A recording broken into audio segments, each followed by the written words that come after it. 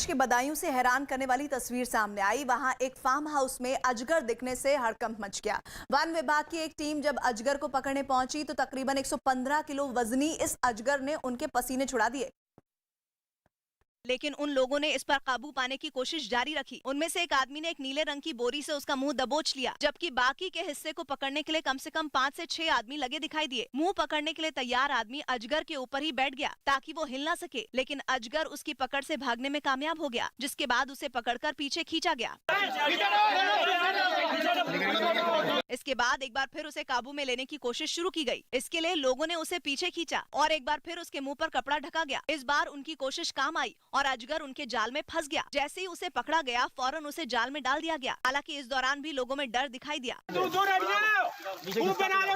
बताया गया कि इस अजगर ने एक नील गाय और एक बकरी का शिकार किया, जिससे गाँव में दहशत फैल गई। हालांकि वन विभाग ने इसे पकड़कर जंगल में छोड़ दिया। विपक्ष के 12 सांसदों के निलंबन पर संसद से लेकर सड़क तक हंगामा दिन भर चलता रहा। सरकार ने निलंबन वापस लेने पर सहमति दिखाई है, लेकिन इसके लिए सांसदों से माफी मांगने को कहा, जबकि पूरा विपक्ष माफी न मांगने पर एकजुट है। और संसद की कार्यवाही शुरू होते ही दोनों सदनों में विपक्ष ने हंगामा शुरू कर दिया।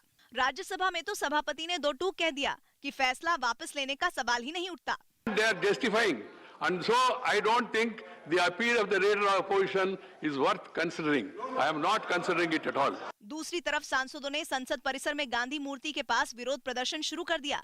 सरकार के खिलाफ नारेबाजी चलती रही। विपक्ष की मांग है कि सांसदों के निलंबन का फैसला वापस लिया जाए। तो विपक्ष के नेता सांसद राज्यसभा के गांधी जी की प्रतिमा के सामने प्रदर्शन कर रहे हैं, नारेबाजी कर रहे हैं। हंगामा चलता रहा और राहुल गांधी के ट्वीट ने साफ कर दिया कि ना विपक्ष झुकने वाला है और ना ही सरकार फैसला पलटने वाली है।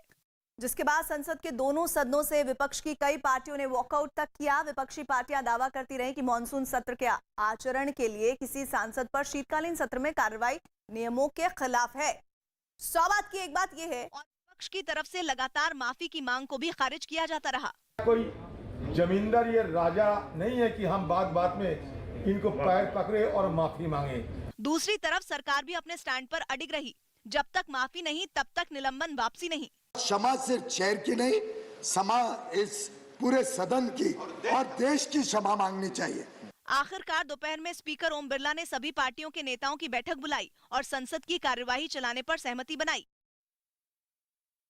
जिसमें कुछ लोग उस महिला को बेरहमी से पीटते हुए नजर आए। इससे पहले वो महिला अपनी कार लेकर आती दिखी। घर के करीब पहुंचने पर वो अपनी गाड़ी पार्क करने लगी और इस बीच कार में बैठी दो लड़कियां भी नीचे उतर गईं।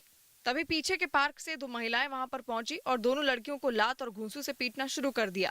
उन्हें पीटता देख कार चला रही महिला भी नीचे उतर आई, लेकिन तभी हाथों में डंडे लिए दो लड़के भी वहां पर पहुंच गए और उन्होंने महिला पर हमला कर दिया। ऐसा लगा जैसे वो उसी महिला का इंतजार कर रहे हों।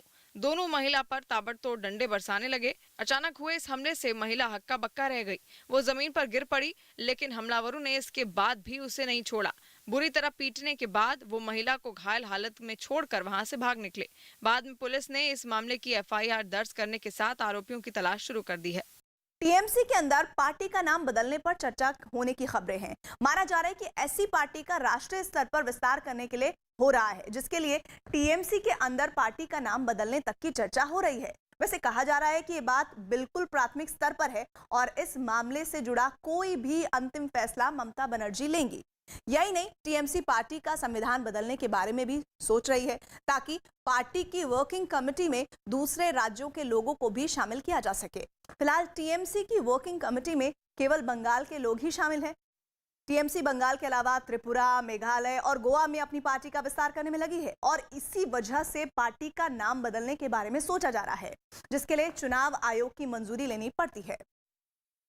म्यांमार में ऑंग सान सू ची के खिलाफ एक केस में फैसला सुनाए जाने से पहले वहां लोकतंत्र समर्थकों ने सेना के खिलाफ जोरदार प्रदर्शन किया।